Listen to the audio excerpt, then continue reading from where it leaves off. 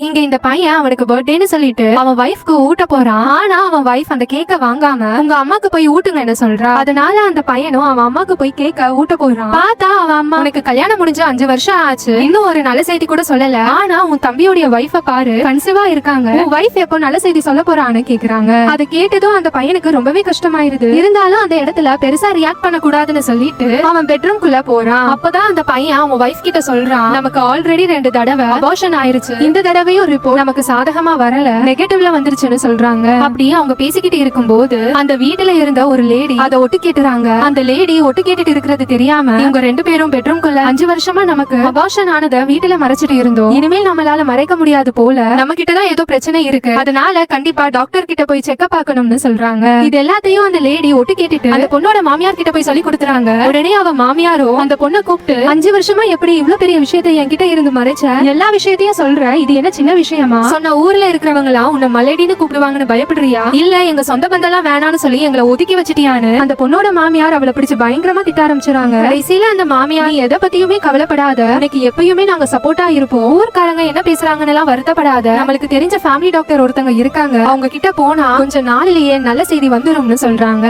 இந்த மாதிரியான மாமியாரை பத்தி நீங்க என்ன நினைக்கிறீங்கன்னு கமெண்ட்ல சொல்லுங்க.